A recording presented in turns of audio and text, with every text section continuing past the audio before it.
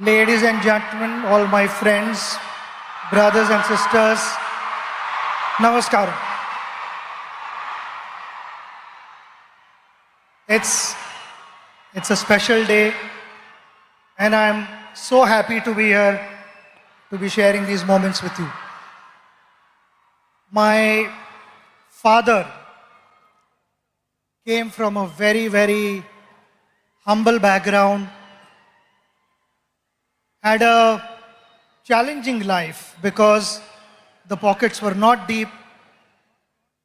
We stayed in 2 rooms in a chawl, which was a kitchen cum bedroom and a living room cum bedroom. And why I'm saying this is because my father was extremely passionate about academics. He became a professor, he also was a poet, and he continued to chase his dream. He did not have the best of facilities, but he made the best of what he had. So in those 2 rooms, he found a corner and stood first in BA and MA and won a gold medal. When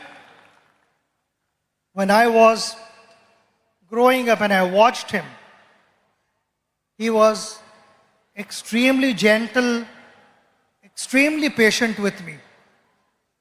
So whatever mistakes I made as a child, I was convinced, he explained to me and I got convinced. It was never that he tried to correct me forcibly. And that created a huge positive impact on me. I learned so many things from him. He was extremely patient. And why I say this? Because when I started playing for India, I bought my own car. I used to love to listen to good music. And most of the times it used to be loud music in the car while I was driving. And my father would be seated next to me, reading his book. Never once did he tell me, reduce the volume, I want to read the book. He was focused and the outside noise did not matter to him.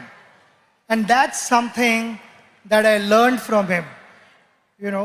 Being a good person, it's a practice that every morning you wake up and you remind yourself that you are going to behave in a particular way, which is, I feel, kind of conveys how your parents have brought you up. And that is something which I will always carry for the rest of my life because that's the impression my father left with me. Awesome, sir. Sachin, sir, in both academics and sports, students today face immense pressure to perform. From your experience, how do you deal with this pressure? Pressure is on everyone at every level. You meet any individual in this room, we will have pressure. There are 2 types of pressures. One is external and one is internal pressure. External pressure is all about what the world is saying about you. I think in today's world, when social media is so active, people want to know what is being said about myself. Generally, every individual is bothered about that. When I went out to bat, you have to learn how to use that to your advantage. When I went out to bat, I used to get reception like this, which was fantastic. Sometimes it was overwhelming. Sometimes I felt I was not in the frame of mind to start my innings. I just needed that break. I needed the crowd to settle down a bit. So those were the occasions where I would remove my shoelace or remove the strap of my leg guard, or someone would be moving on top of the side screen. I would settle the crowd down, make sure that those 22 yards belonged to me, and then started my innings. It is like a ship sailing through water to get to its destination. But the moment there are holes in the ship and the water starts seeping in, the ship starts sinking. And that is exactly what I'm trying to tell you, that external pressures will be there. You need to shut off. You need to stay focused on what you want to achieve in life. We come to internal pressure. Internal pressure is actively led by your conscious mind. When your conscious mind is moving ahead of the moment, it starts putting multiple scenarios in your head which are imaginary. Failure, consequences, disappointments, and all these things, they kind of freeze you. They increase the pressure. The idea is to stay in that moment. When I went to bat, people talk about, he was in that zone and that's why he batted well. And what is that zone? That zone is all about surrendering yourself to your subconscious mind, which knows what to do. It is always the conscious mind, as we call it. The monkey over your shoulder would be putting doubts in your head. And while batting, also sometimes that would happen. Before the ball was delivered, the conscious mind would put doubts in your head. Could that be a bouncer? Could that be a yorker? Could that be an outswinger where the delivery was not released at all? So I found myself batting at my best when I had surrendered myself to the subconscious mind. So that would be my advice to all of you, to stay focused, stay aware of what's happening around you, but don't let the external energies dominate what you want to be in life. Absolutely. So one last one. On this centenary celebrations of Andhra University, your one message to all the students out there. We are celebrating a very, very big moment. The centenary of Andhra University. The magical figure that we talk about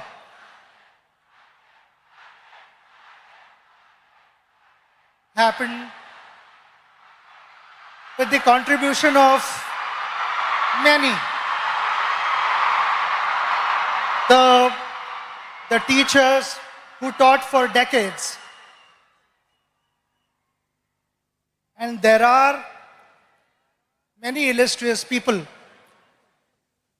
who have been able to shape our country, who have to give a new meaning to the youth of India, who have guided them.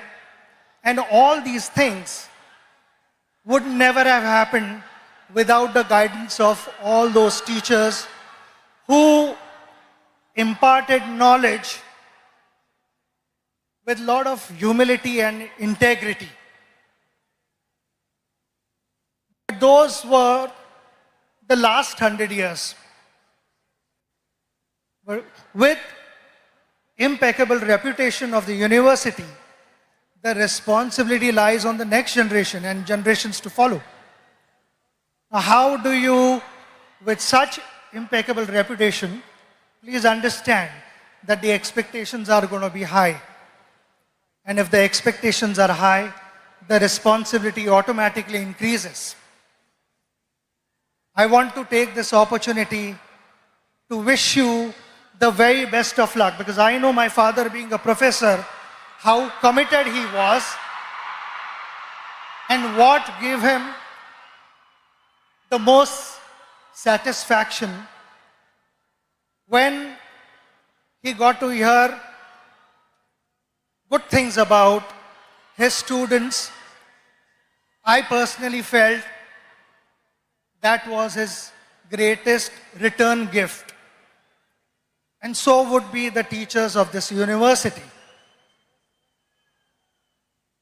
At the pace that the world is moving, there'll be a lot of innovations. Plenty of things would be expected of you in different spheres of life. My simple message to you, which I followed throughout my journey, was we all want to be successful. Success never happens overnight. It takes time. We have to be patient and follow the right path. While doing so, while chasing your dream, don't cut corners and find shortcuts and compromise values. That is going to be extremely important for our country to move forward and for you to set examples for the next generation. I again want to thank you for having me here and giving me this opportunity to spend this wonderful moment, which I will cherish in my life. And the love and the affection that you have showered upon me will always stay in my heart. It is priceless for me. So thank you very much. Namaskaram and God bless you all.